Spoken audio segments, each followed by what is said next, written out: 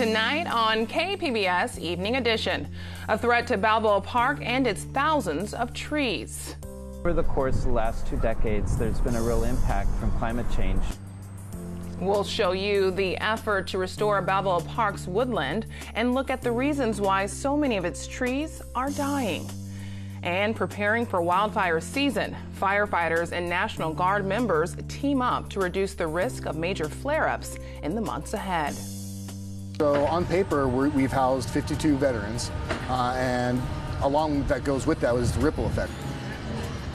Help for veterans in Normal Heights, how this new apartment building is part of a strategy to help people live productive lives. The recipes haven't really changed. We upscaled to some of them, like this grind is one of the most popular of all the breakfasts that we have on our menu.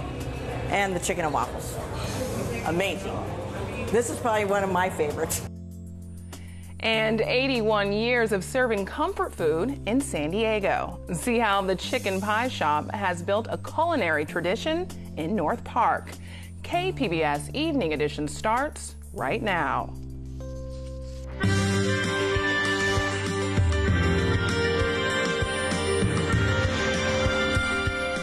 Good evening. It's Tuesday, May 7th. Thanks for joining us. I'm Ebony Monet.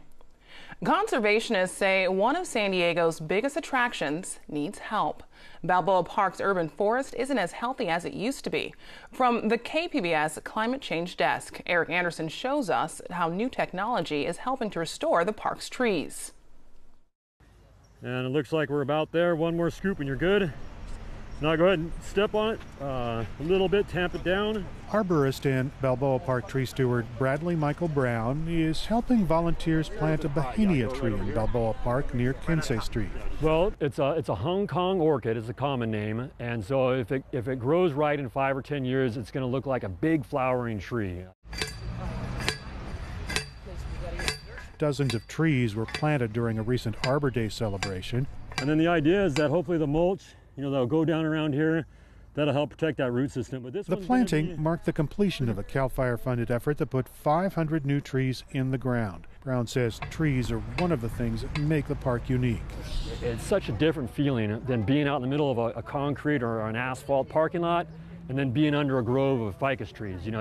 Everyone can imagine that, right? I mean, who wants to be out in a hot parking lot? That's what the trees, they help. They help prevent that parking lot effect, and it's more calming.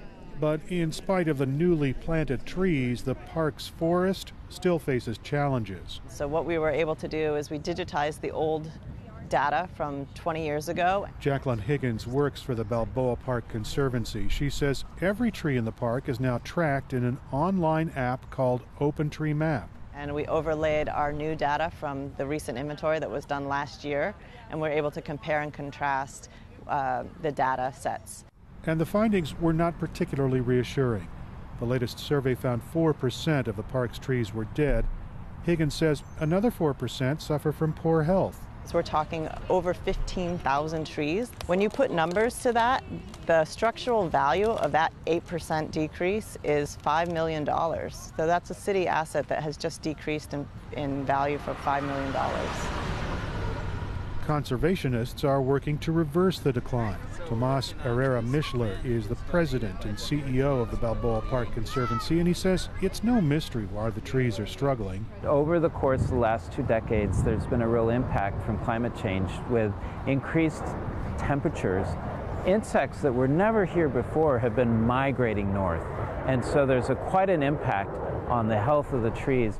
Herrera-Mischler says the Conservancy is making a concerted effort to care for the health of the city's signature urban forest. Diversity is the key. 20 years ago, we had 348 different species of trees in the park. We're now up to 448 different tree species in the park. The more diversity, the more resilient this forest is. We need a resilient forest because of all the impacts of disease, old age, insects, and drought. And diversity means there are fewer eucalyptus trees. They're those tall, fast-growing trees with shallow root systems, which are prone to falling when storms hit. They used to account for 40% of the park's trees. That's down to just over 20%.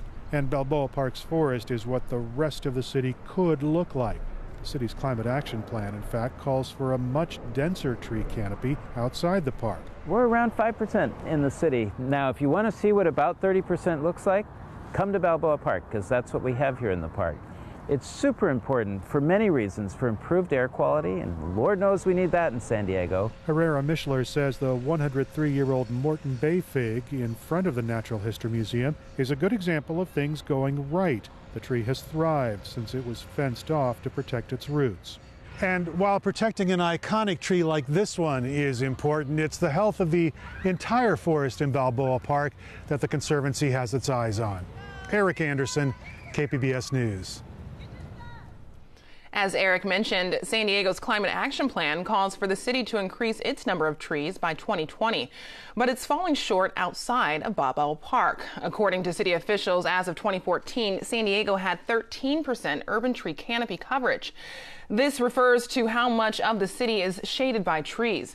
The new plan is aiming for 15% coverage by next year. A forester for the city of San Diego says meeting the goal doesn't just depend on planting trees, but also maintaining the ones we already have. The combination of planting new trees and growing the existing trees that you have. So the city has been making a greater effort to protect the existing trees that we have by maintaining them on a more periodic basis, and then working with other departments or other property owners when it comes to fixing infrastructure such as sidewalks and streets. Our question that we always ask is, how can we keep that tree in place and still be able to work around that tree without damaging the tree or removing the tree? The city is also aiming for 35% urban tree coverage by 2035. Work is happening now to protect communities across the state ahead of the summer wildfire season. Capitol Public Radio's Bob Moffett says CAL FIRE is working on dozens of projects with a focus on prevention. CAL FIRE has a list of 35 projects it hopes to complete in advance of the coming fire season. Many are along what firefighters call the wildland-urban interface. Tom Porter is the new director of CAL FIRE and says conditions are changing rapidly at lower elevations. Sea level up to about 2,000 feet. We're already seeing significant dry out of all of the grassy fuels. Fires are already growing into the hundreds of acres. He says fire crews are rushing to clear brush and grass and foothill locations before they dry out. Mayor General David Baldwin with the California National Guard says this is the first time it has trained hand crews to clear areas of fuel before fire season. There's 110 soldiers that are assigned to the mission, 100 of which are assigned to 5 hand crews. The 5 hand crews are in 4 locations: Redding, Auburn, Monterey, and then 2 in Fresno. CAL FIRE says the 35 projects were chosen in an effort to protect 200 communities nearby. Fires burned a record 1.8 million acres in California and killed 100 people last year, 85 of whom died in the Camp Fire. I'm Bob Moffett in Sacramento. Some rideshare drivers will take part in a strike tomorrow ahead of the company's debut on Wall Street. Drivers in San Diego and other major cities will take part. A similar work stoppage was held earlier this year when Lyft went public. Some drivers say the companies continue to cut drivers' pay while refusing to offer any benefits. Uber put out a statement saying it will work to improve the driver experience. The company's IPO is set for Friday. As ride-sharing changed the taxi industry, a similar trend is playing out with car rentals. AP reporter Terry Chase shows us how the technology is taking off. Natasha Bolton doesn't drive her Ford Mustang much these days. It's easier to take public transit to work and school. That's why the graduate student started renting it out to strangers on the car-sharing app Turo after trying the service herself. And after renting it, I thought, why would I not do this? I have a car. It's a really great way to earn money on the side and let other people who might really like Ford Mustangs try it out for the first time. Bolton rents out her Mustang to drivers such as Inderpal Singh, who is using Turo for the first time. The tech entrepreneur and part-time DJ often rents cars to run errands or take trips with friends and family. Yeah, absolutely. It's the future of car rental. I think there's tons of cars you see on the street that are just sitting around not being used. And so I think if we can have like an economy where people can rent out their cars, make a little extra income, and then I can spend a little less money whenever I want to rent a car and rent really cool cars, absolutely. Turo and other car-sharing apps are quickly gaining popularity as alternatives to traditional car rentals. But they've caught the attention of local officials and state lawmakers who think car-sharing services should face the same taxes, fees, and regulations as car rentals. That revenue is often used to pay for civic expenses such as police, firefighters, stadiums, and convention centers. When the goal is leveling the playing field, you want all these companies operating with the same type of rules and regulations so they can compete, and the best one wins, whoever that is. I don't really care, to tell you the truth. But I want to make sure the rules are simple and that consumers are protected. Turo says the car rental industry led by Enterprise is pushing legislative efforts in 36 states to stifle competition in the $42 billion industry. It's a David and Goliath story. Enterprise is using their financial might and their long-standing political connections to create regulations that would put Turo's business out of business. Enterprise says it welcomes competition, but it's not fair that Turo doesn't pay the same taxes and fees as car rental firms when they're essentially in the same business. Cool, I think I'm done. More legislative battles are ahead as the business of car sharing takes off. Terry Che, Associated Press, San Francisco. San Diego has a long way to go to fill its housing shortage. But as KPBS reporter Eric Anderson shows us, part of the solution is now helping veterans in Normal Heights. More than 50 veterans who used to be homeless are living at the $19 million apartment complex. The modern loft apartments are in Normal Heights on El Cajon Boulevard. It opened 2 months ago. Alpha Project's Bob McElroy says veterans sometimes pay a heavy price for their experiences. He says social agencies are still dealing with Vietnam War veterans. That war's been over for almost 45 years, and they did 1 or 2 tours sometimes. We've got kids over there right now that have done 5, 6, 7 tours. We're going to be dealing with them 50 years from now. San Diego has some 300 veterans living on the streets. Alpha Project program manager Todd Vance says the vets who found a home in this subsidized complex are helping more than themselves. On paper, we've housed 52 veterans, and along that goes with that was the ripple effect. So their family members, friends, and their circle around them have also been positively impacted because they're not a burden, but they're not another responsibility for them to take care of. Project Alpha officials say the biggest hurdle to getting veterans into housing is affordable rents. They hope to open similar projects in coming years. Eric Anderson, KPBS News. I'm Judy Woodruff. Tonight on the NewsHour, I sit down with 2020 Democratic presidential candidate Bernie Sanders. Coming up at 7 after Evening Edition on KPBS.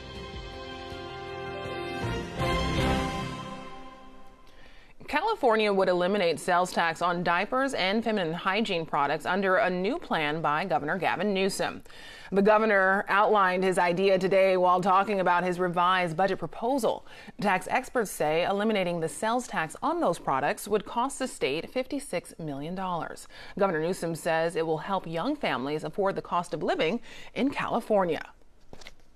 It's remarkable how tone deaf some men are on this topic, and our politics is on this topic. And so I think feminism is a lot more than just supporting policies. It's trying to change the culture. I've heard from young girls who tell me that they use socks and newspapers or that they miss school.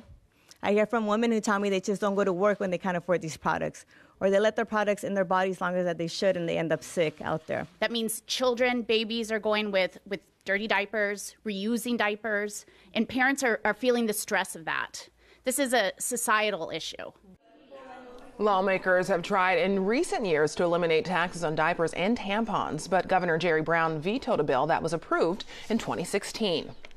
A new report by the CDC shows pregnancy-related deaths are up. The report states there are about 700 such deaths per year in the U.S., or about 17 out of every 100,000 births. 25 years ago, the figure was 12 out of every 100,000. Instead of bleeding or infections, the CDC says heart issues are now the leading cause. African-American women had the highest death rate among all ethnic groups. From PBS SoCal, Bonnie Boswell shows us how doctors at USC are trying to reduce the infant mortality rate. In the United States, maternal deaths have been on the rise for about 30 years, according to the Center for Disease Control. And infant mortality here is higher than most wealthy countries. Part of the problem stems from racial disparity. According to the Center for Disease Control, African American babies are twice as likely to die as white babies, and African American mothers are 3 to 4 times more likely to die during pregnancy than white mothers. Dr. Rangasamy Ramanathan is a pediatric professor at USC's Keck School of Medicine. He also heads neonatal medicine at the Los Angeles County and USC Medical Center. Dr. Ramanathan says California has been reversing this disturbing trend. The progress in infant mortality, it used to be 7 per thousand. Today, in 2018, the infant mortality rate, that is 4.3. So we have done nearly 50% reduction. It's one of the lowest in the country. Dr. Ramanathan says the California Perinatal and Maternity Quality Care Collaboratives have helped improve outcomes. The data bank, started by Stanford University School of Medicine in the state of California, is a resource for hospitals and health professionals throughout the state. All the hospitals that deliver babies, we report the data to the state. Hospital administration, doctors, nurses, they're all involved. So we report on a daily basis the outcome of the babies. And that's how we find out, okay, I have a problem with more babies in my hospital. NICU is having bleeding in the brain. Then I go and look at what are the best practices. So we go and visit other centers and say, what are you doing differently than what I am doing? By sharing information between hospitals, mortality of low birth weight babies was reduced by 21% and maternal deaths by 20%. But what about racial disparity? The collaboratives are working on that too. More needs to be done, but California is showing a path forward. You can see more Bonnie Boswell reports at pbssocal.org. In a few weeks, Cal State San Marcos will celebrate its largest graduating class ever. KPBS's Maya Trebosi tells us more about the class of 2019. Of the almost 3,800 students graduating this month, more than half are the first in their family to earn a 4-year college degree. 40% of the 2019 graduates identify as underrepresented minorities. Christine Vaughn is a public information officer at Cal State San Marcos. She says the school has worked hard to narrow achievement gaps among student groups, and that is reflected in its diverse student body. We know the transformative power of a college education, and we've stayed true to our mission to be that catalyst in our region. The graduating class this year is large enough that, for the first time, the commencement will stretch over 3 days with 6 ceremonies. Total enrollment is 17,000 students. Maya Trebosi, KPBS News. After 81 years, the San Diego Chicken Pie Shop is an institution. It's one of the city's longest operating restaurants, and today we're speaking with Lisa and Bob Townsend with the Townsend family, the owners and operators of the business. Happy anniversary. Thank you so much. Thank you. So what's the secret to the longevity of the business? Not changing the recipe. It's been known since 1938, the same recipe that goes into the pie with the same crust, and customers come for it day in and day out, and they want that consistency. And we've found that we can change little portions of the menu or add to the menu something we're missing, maybe like chicken and waffles, but the main item, the chicken pie, is the consistent thing that will never change.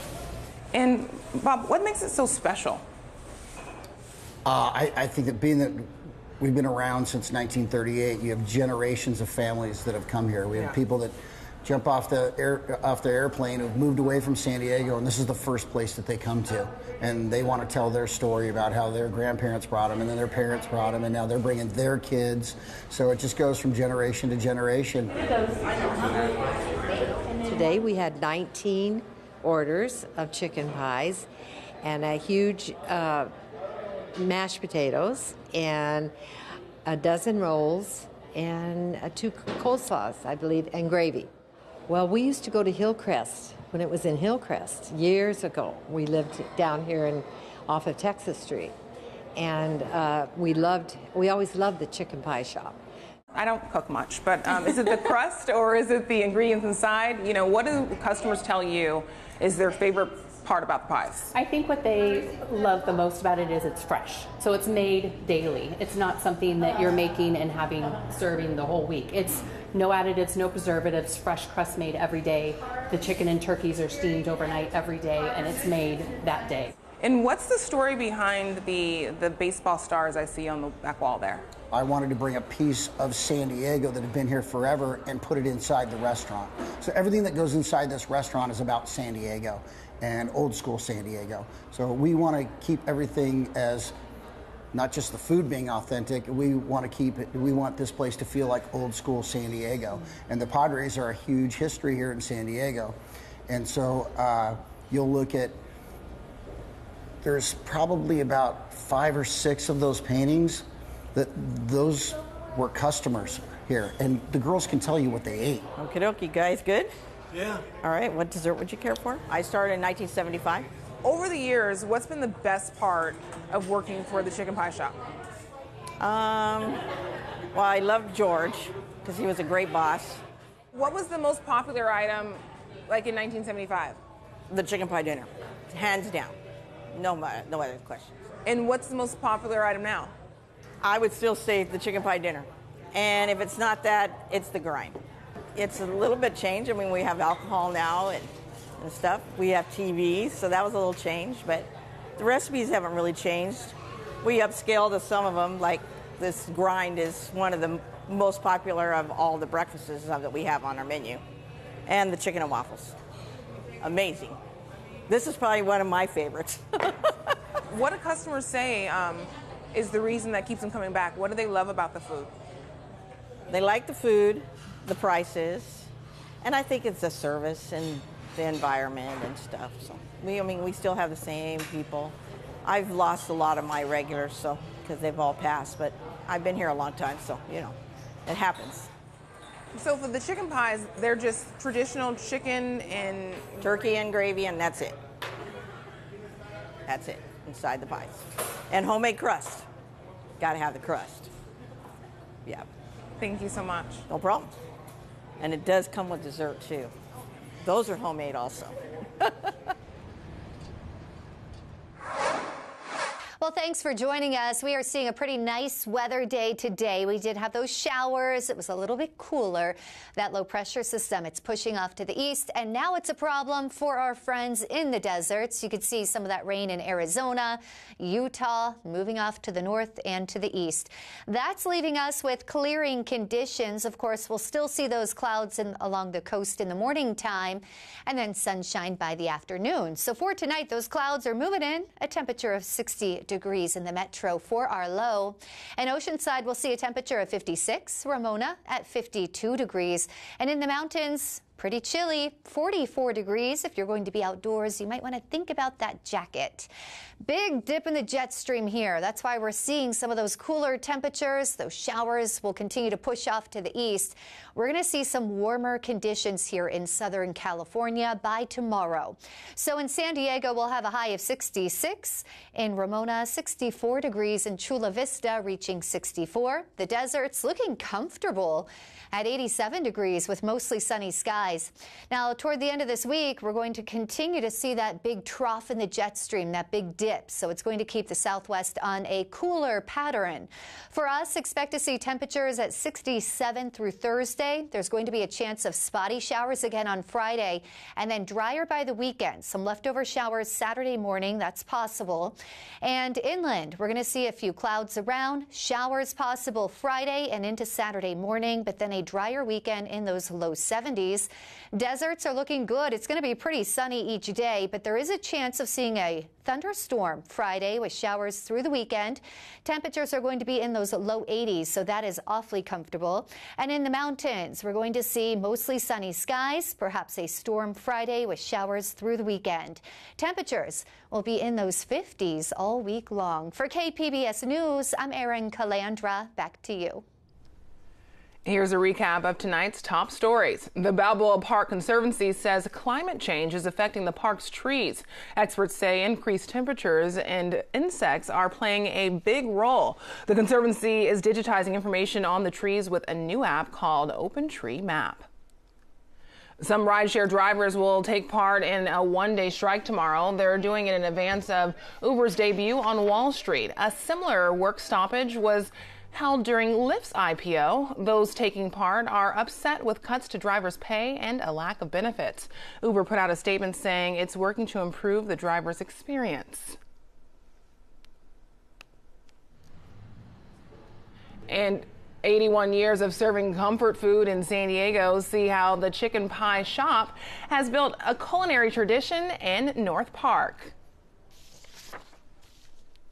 You can find tonight's stories on our website, kpbs.org/evening edition.